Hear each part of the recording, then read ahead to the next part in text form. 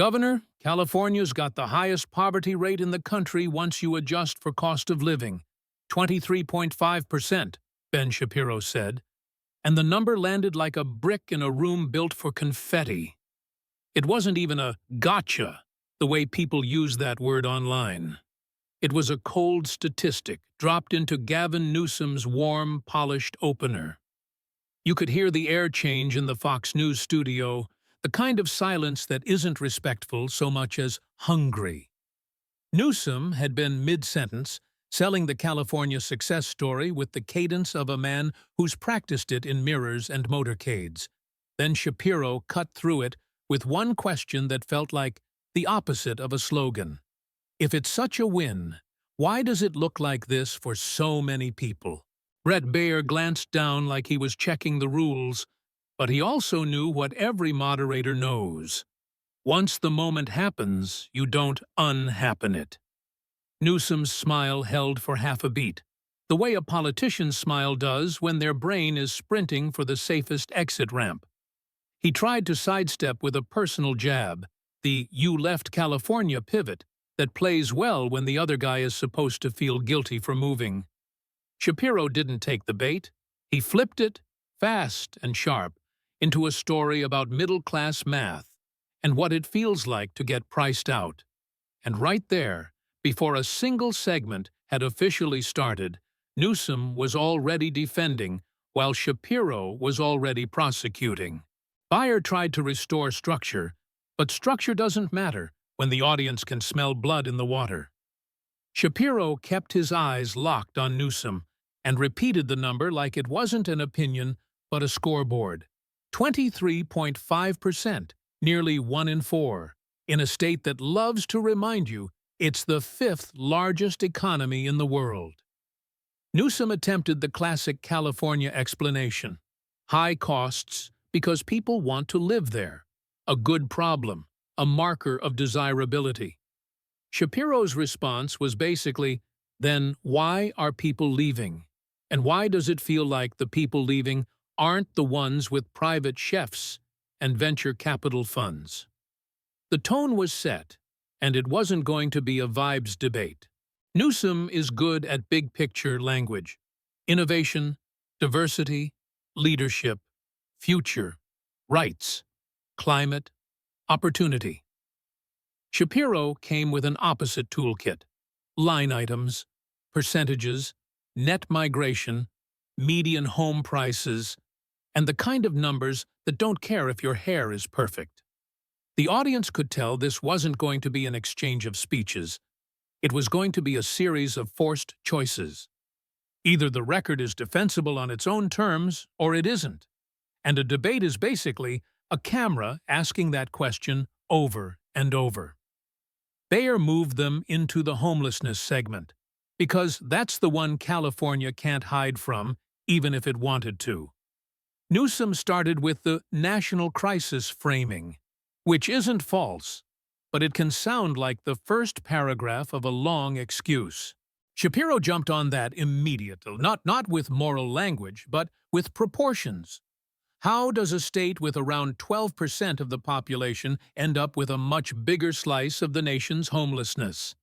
Then came the spending figure, the kind that sounds heroic until you pair it with the trend line, and Shapiro made sure to pair it. He talked about tens of billions spent, and then asked why the visible problem looks worse instead of smaller. Newsom tried to explain complexity: mental health, addiction, housing supply, local enforcement, court rulings, the whole ecosystem of reasons. Shapiro treated complexity like a synonym for, you've been in charge a long time and it's still getting worse. He pushed the cost per unit claims, the expensive builds, the long timelines, the permitting, the reviews, the consultant layers, the paperwork that grows like ivy on any big government program. To be clear, even sympathetic observers know building in California is expensive, and supportive housing isn't just 4 walls and a roof. But Shapiro's point wasn't to win a policy seminar, it was to make the average viewer feel like someone is paying champagne prices and receiving warm soda. That's what makes these debates brutal. The camera isn't a spreadsheet. It's a feeling machine. A detailed answer can be accurate and still feel like dodging if it doesn't resolve the gut-level question. Newsom needed a simple, clean story about why the money produces results and how the state is bending the curve. Instead, he got caught defending the idea of spending itself, which is never where you want to be as an executive. Shapiro kept circling back to outcomes, visible outcomes, measurable outcomes, and the kind of outcomes a voter can see walking past a tent line near a freeway. When Bayer shifted to population loss, you could almost see Newsom's team in the green room praying for a pivot back to values. Shapiro didn't give them that gift. He framed migration as a consumer review of governance. He brought up net loss, the moving truck economics, the people vote with their feet line without needing to say it explicitly. Newsom tried the pandemic-era explanation, which explains some of it, but Shapiro pressed that the trend started earlier and accelerated under the same political structure. And that's where the middle-class theme became the spine of Shapiro's case. California isn't emptying out, it's stratifying. He hammered housing because housing is where policy becomes pain. Median home prices, rents, zoning fights, environmental reviews, local veto points. The way building turns into a decade-long saga. Newsom countered with new laws, new targets, new incentives, new projects underway. And anyone who follows California politics knows there is constant activity. But Shapiro's strategy was to treat activity as not enough, and then to imply the state's own rules are the main culprit. The viewer at home doesn't need to understand CEQA or local planning boards to understand the concept of it takes too long and costs too much. Then Shapiro made the debate more personal without making it cruel, which is a tricky line and one he clearly intended to walk.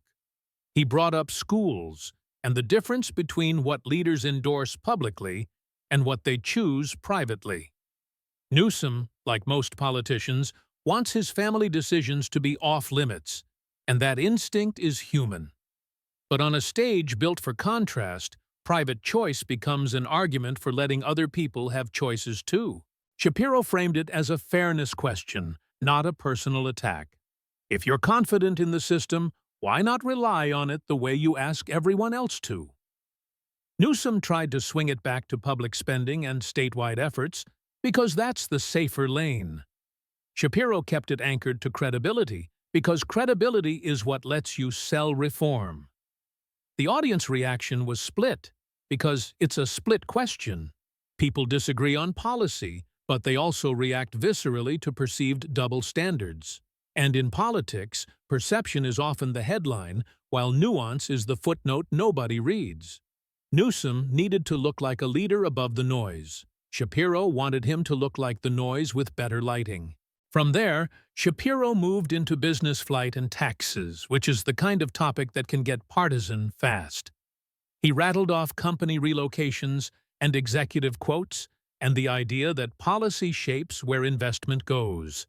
Newsom countered with California's scale, California's innovation, California's venture capital, California's universities, California still being a global magnet. Both things can be true at once. California can be a powerhouse and still be punishing for a lot of normal families. Shapiro's job was to make the punishing part feel like the whole story, while Newsom's job was to make it feel like a challenge inside a larger success story. Crime and retail theft came next, and that's where visuals do the heavy lifting. The moment you show footage of people walking out with armfuls of merchandise, the debate leaves statistics behind and becomes visceral. Newsom tried to argue broader crime trends and the complications of law enforcement, prosecution, reporting, and definitions. Shapiro treated that like wordplay and kept it grounded in the daily experience of locked shelves and store closures. Whether the problem is as universal as the clips imply is a separate debate, but the effect of the clips is undeniable. They make the viewer feel like order is slipping. Here's the thing about Shapiro's approach. He didn't need to prove every detail beyond dispute for the debate to work. He needed to create a pattern that felt plausible. High costs, visible disorder, frustrated taxpayers, a shrinking middle class, leaders who sound optimistic anyway. Newsom tried to break the pattern by insisting that California's problems are the price of being big and complicated and ambitious. Shapiro framed the same complexity as a system designed to feed itself. And once that idea is in the room, every new number becomes a brick in the same wall. The French Laundry moment was the kind of segment that writes itself because it's already a parable in the public mind. Newsom had apologized for it, and most political people understand that apologies don't erase imagery. Shapiro didn't have to call it anything dramatic. He just had to recite the basic contrast: strict public messaging versus private exception. Newsom's defense was responsibility and moving forward, but Shapiro's argument was that leadership is what you do when nobody's watching.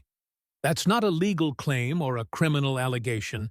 It's the kind of moral framing that politics lives on, and it sticks because it's simple.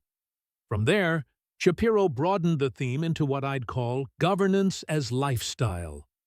He portrayed Newsom as someone who lives in a different California than the one most families experience, and then governs as if everyone can absorb the same costs. He linked that to energy prices and grid strain, and the frustration of being told to switch to new systems while being warned the system can't handle the load yet. Newsom tried to talk transition and long-term investment, which is the correct policy language. Shapiro kept translating it into a punchier question. Why are the rates so high and the reliability still shaky? And why do normal people feel like the experiment is happening on their dime? Then came high-speed rail, the topic that turns California into a national punchline, even among people who love the state. Newsom framed it as progress and phases and construction and long-term commitment. Shapiro framed it as the world's most expensive concept album. Lots of talk, lots of money, not much you can ride. He described the gap between initial promises and current projections, the way big projects become political Rorschach tests. Newsom needed a win here, a clear milestone, a concrete success story, because otherwise the rail project becomes shorthand for California can't deliver. Debates don't end when the closing statements end, they end when the clips get chosen. Newsom closed on values and vision because that's what he's built to do, and because it's safer than relitigating every number.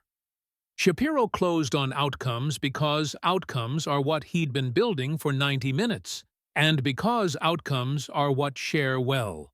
One side tries to inspire, the other side tries to audit, and the internet tends to favor the audit, because an audit sounds like proof, even when the full picture is more complicated than a binder on a podium. If you liked Newsom going in, you probably told yourself Shapiro cherry-picked and weaponized anecdotes and treated a massive state like a single story. If you disliked Newsom going in, you probably told yourself Newsom hid behind slogans and couldn't answer the lived reality questions. The debate's power comes from the fact that both interpretations are available, depending on what you already believe. That's why it travels. It doesn't convert everyone, but it hardens everyone. And if you're thinking about politics as a media product, hardening is almost as valuable as converting, because it locks in a loyal audience. Now here's where the storyline really starts, because the viral aftermath isn't about who won in the moment. It's about what questions the moment plants in the viewer's head that keep echoing afterward. Is California's cost of living a sign of success or a sign of policy failure? And how do you separate those two? Is the middle-class squeeze primarily the result of market forces, or is it the predictable result of rules and restrictions that leaders refuse to touch. Is the state managing homelessness in a way that produces outcomes, or in a way that produces contracts, committees, and press releases? The risk for Newsom wasn't that he got challenged. It's that he looked like he was meeting the challenge with language instead of resolution. Because once someone paints you as a talker, every answer you give sounds like more talk, even if it's true. And Newsom's strength, his ability to narrate, can become a weakness when the audience is hungry for a receipt. Shapiro built the whole debate around receipts, and receipts are hard to outcharm. You can call them misleading, you can add context, you can dispute framing, but you still have to deal with the emotional power of a printed number. The honest way to view a performance like this is not to treat it as a court verdict. It's a spotlight, and spotlights don't show the whole room. They show what the operator points them at. Shapiro pointed the light at costs, visible disorder, and hypocrisy themes that already live in the national imagination about California. Newsom tried to move the light back to economic scale, rights, and future-facing identity, which is the California brand. The audience watched the two of them fight over the flashlight, and most viewers chose whichever beam made them feel like someone was finally saying what they already suspected. If the debate did lasting damage to Newsom, it wouldn't be because Shapiro invented a new critique. It would be because he packaged old critiques into a simple sequence that felt like a cross-examination. And if the debate elevated Shapiro, it wouldn't be because he discovered a new truth. It would be because he used the format to force a governor into the one posture governors hate: explaining instead of leading. Leadership is forward motion. Explanation is backward glance. And people sense the difference even if they can't name it. In the days after something like this, the real tell is what the follow-up interviews look like. If every anchor, even friendly ones, keeps asking the same questions, that means the questions found a nerve. If your answers don't evolve, if they stay at the level of, "We're working on it," it's complicated. We have challenges. Look at the bigger picture. The clip keeps winning. Not because the clip is perfect, but because the clip is simple and your response is not. And politics, at scale, rewards the simple, even when the simple leaves out half the truth. So the real suspense isn't whether Newsom can land a good one-liner next time. It's whether the state can produce measurable wins that make the binder look outdated. Can housing approvals speed up in a way people actually feel? Can homelessness numbers bend down instead of up while spending stays high? Can the middle class stop feeling like the state is a luxury product designed for tech winners and trust fund heirs? Because if those answers don't show up in reality, debates like this don't fade. They become reference points, the clip people paste under every new headline about a store closing, or a family leaving, or a project going over budget again. Shapiro's advantage is that he doesn't need to run anything. He just needs to keep asking why the people who do run things can't show results. Newsom's disadvantage is that he does run something, and California is too visible, too symbolic, too big to hide behind the usual political fog. And that's why this kind of confrontation doesn't feel like entertainment. It feels like a preview of the arguments America is going to be stuck having for a long time. What happens next, after the lights go down and the handshake gets clipped into a polite little loop, is where the real politics starts. The debate becomes a floating object, detached from the studio, migrating into group chats, cable panels, podcasts, donor calls, and campaign memos. People don't rewatch 90 minutes. They rewatch 9 seconds, and then they build an entire theory of government around a 9-second facial expression. That's not noble, but it's real.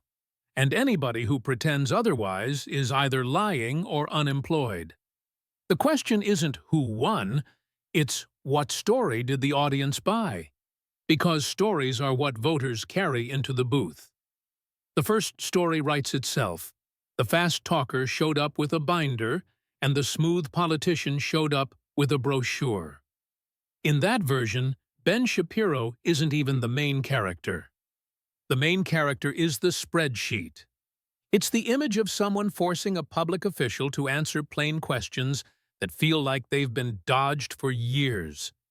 In that version, Gavin Newsom looks like a man trying to outswim a riptide with hair gel and optimism. And the more his defenders say context, the more the average viewer hears excuse, because context is what you request when the headline is already losing. The second story is the mirror image. A professional troll dragged a governor into a made-for-TV trap and used selective stats to paint a cartoon. In that version, the point isn't to solve homelessness or housing. It's to sell the idea that liberal governance is inherently broken. In that version, every complicated system is reduced to one ugly sidewalk video, and every long-term project is treated like a personal moral failure. And in that version, the governor isn't running a state. He's performing triage on a machine with 1,000 moving parts, while the camera demands a single lever he can pull tonight. If you already believe that, the debate confirms you. And confirmation is the most addictive drug in American public life. But there's a third story that's quieter and, honestly, more interesting. The debate worked because it revealed a basic mismatch between modern governance and modern media. Governance is incremental, and media is binary. So leaders end up speaking in a language the public can't audit. When you can't show a clean before and after, you start leaning on identity and intention. What we stand for, what we believe, what we're fighting. That language is emotionally satisfying, and it also becomes a shelter when the numbers aren't bending fast enough. The skeptic's question isn't, "Are you sincere?" It's, "Are you effective?" And effectiveness is the one credential that can't be photoshopped. That's why the days after a debate like this are so brutal for the office holder. The opposition doesn't need to invent new accusations. It just needs to keep replaying the same 2 or 3 unresolved questions until they feel like facts.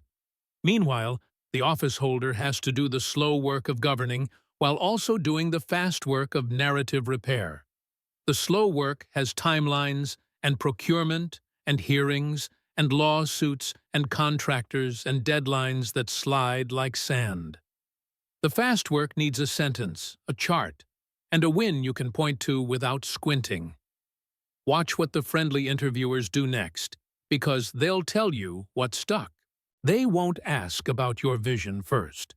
They'll ask about the number, the unit cost, the migration stat, the "why is it still getting worse" question.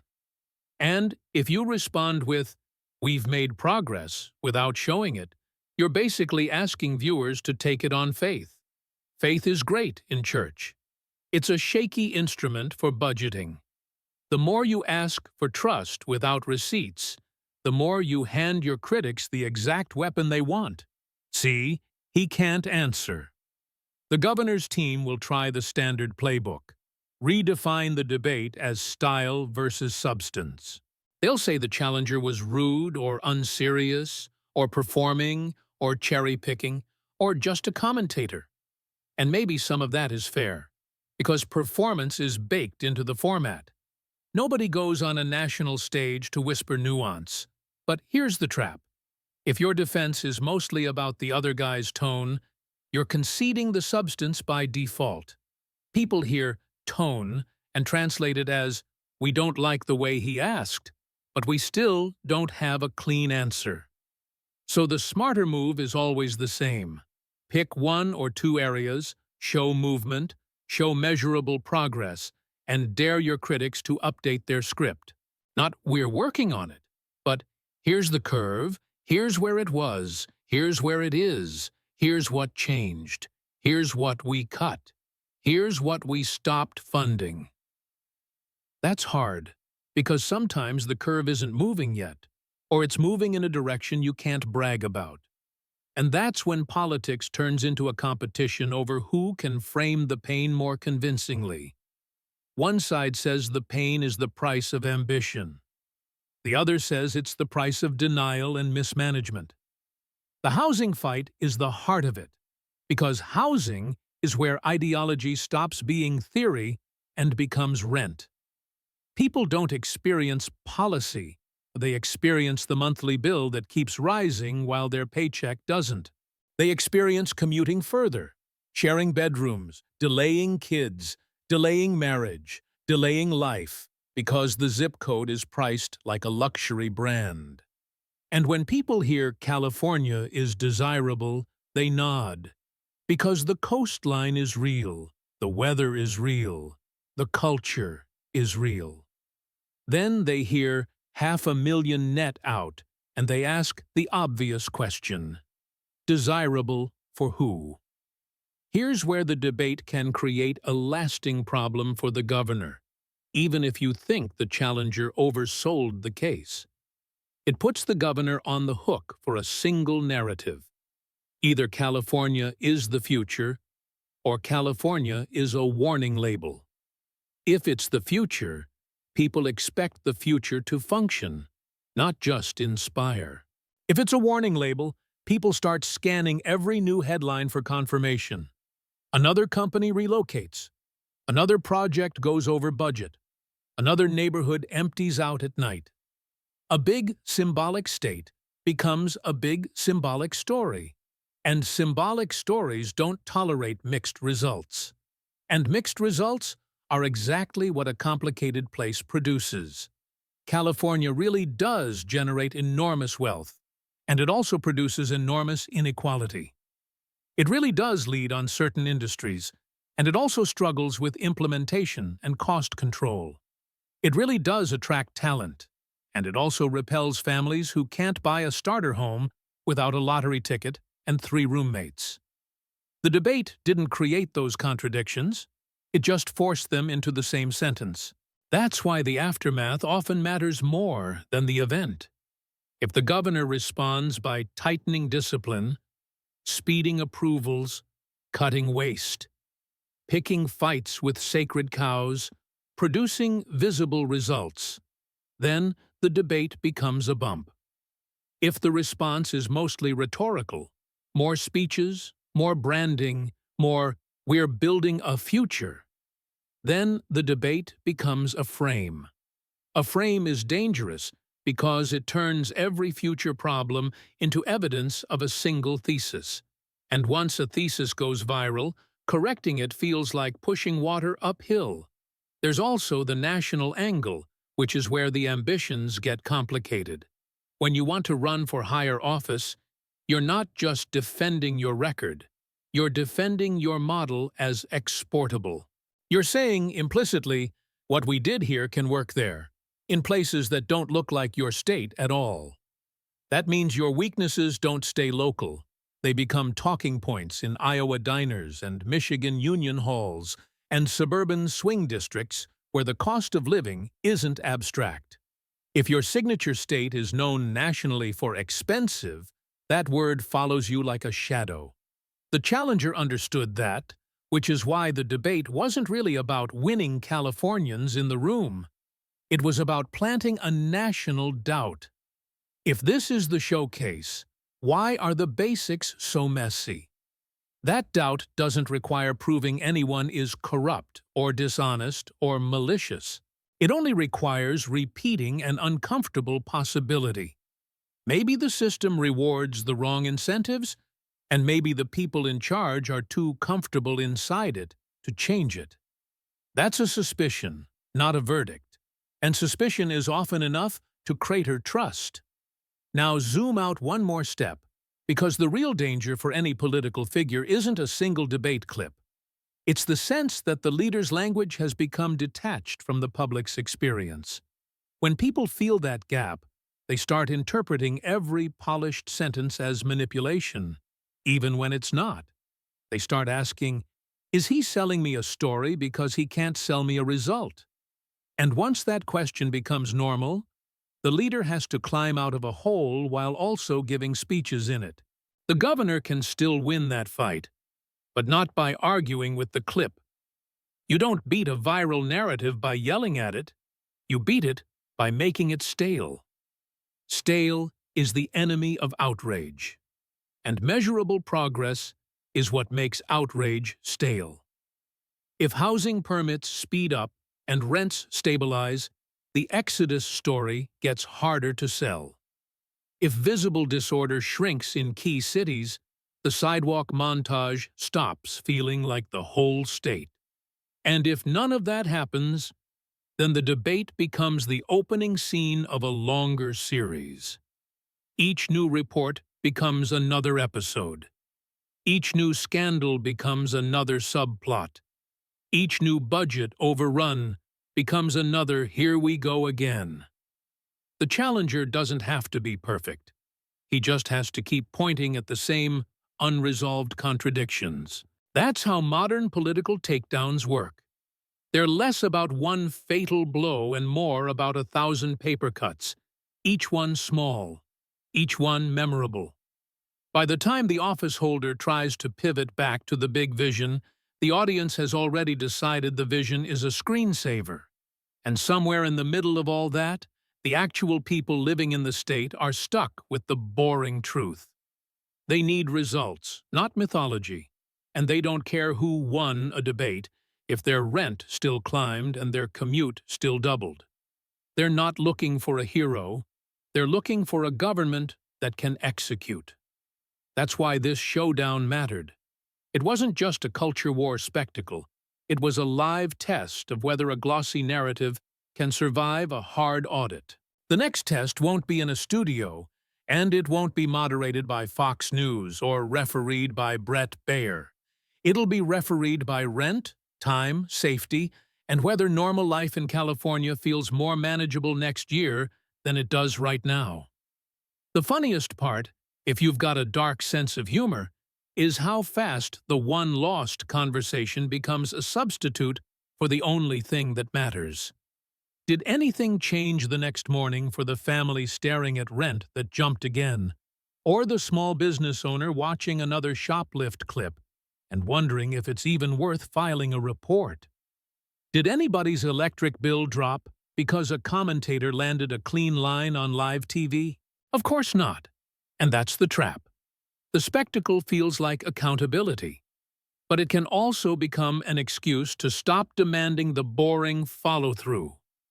If you're watching this like a citizen, not a fan, the only honest question is whether the debate forced real answers or just minted new slogans.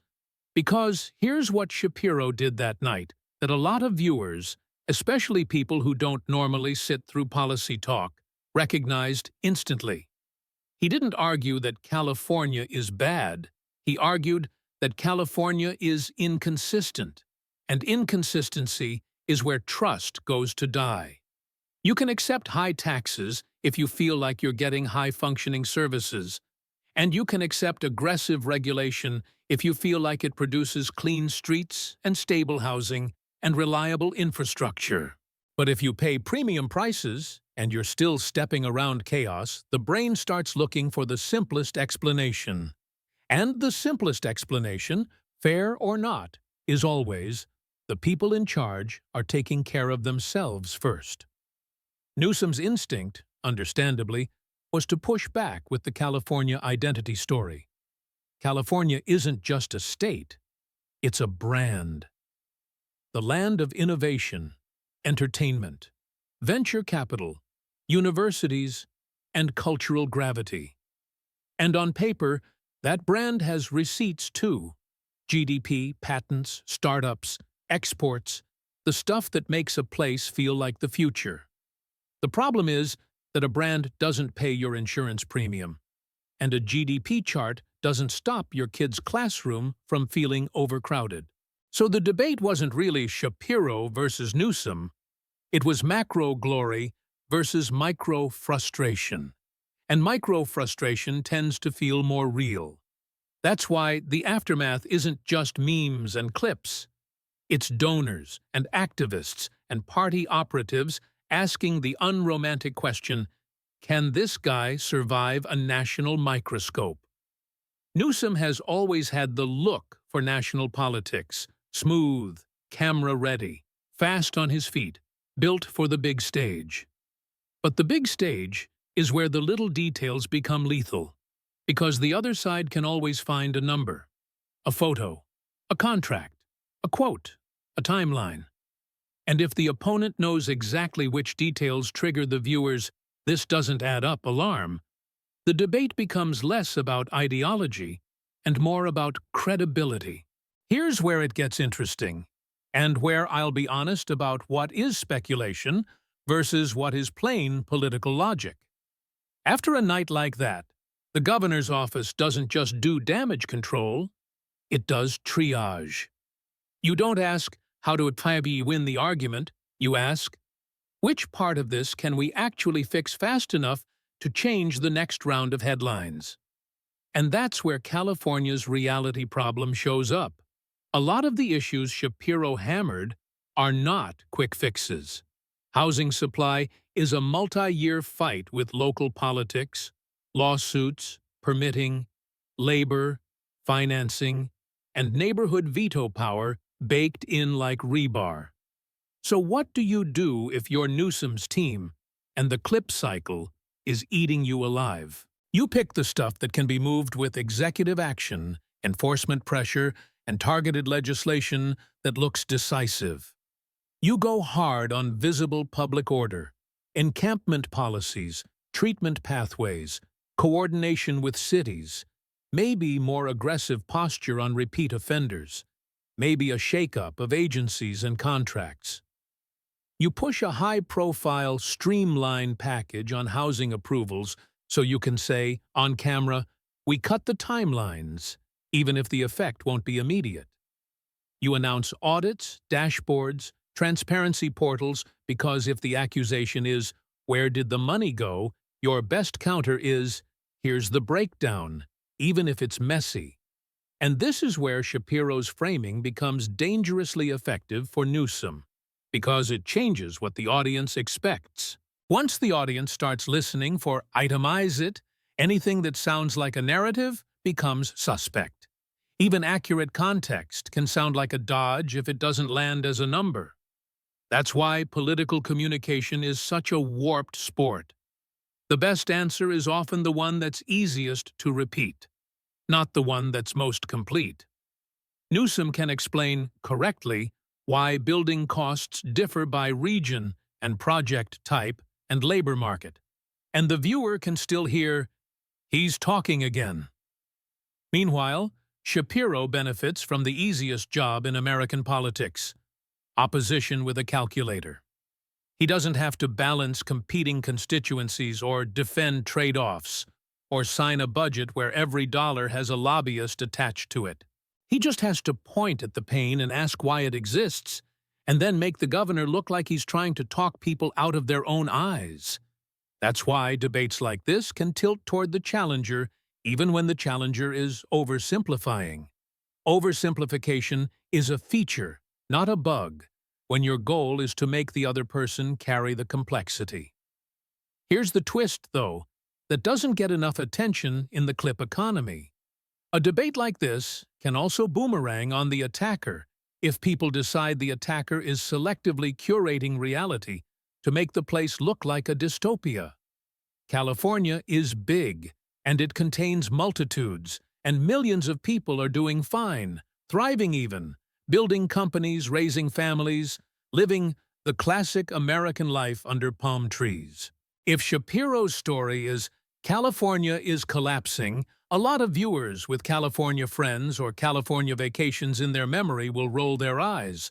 So the winning version of Shapiro's argument isn't collapse, it's mismanagement, and he knows that, which is why he kept coming back to outcomes per dollar.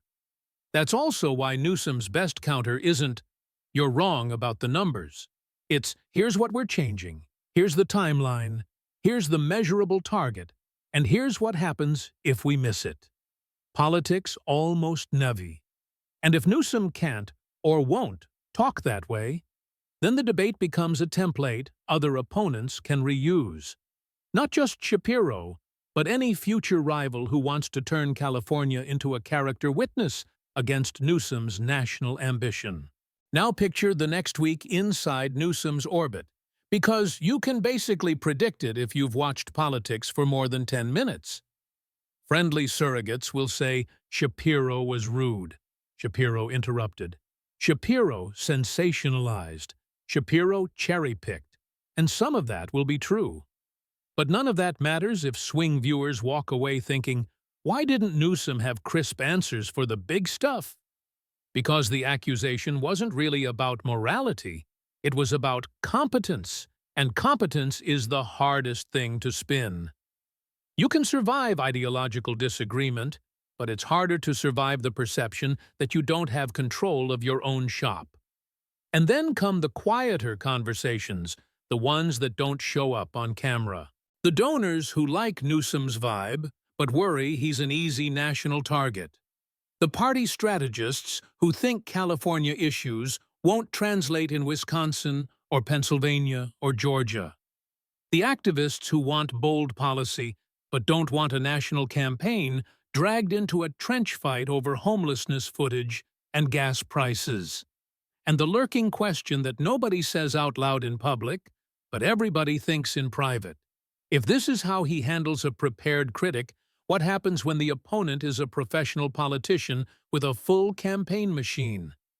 Because, let's be real, Shapiro isn't running for anything in that scenario. He's running a brand, and the brand thrives on clean contrasts. Newsom is the one whose name would be on the ballot, and ballots are where resentments cash out. So if you're Newsom, the path forward is brutal. You have to prove you can deliver measurable improvements in the exact areas the debate highlighted. Not because Shapiro deserves that win, but because the public deserves to see whether the leader they're watching can take a punch and then fix the problem the punch pointed to.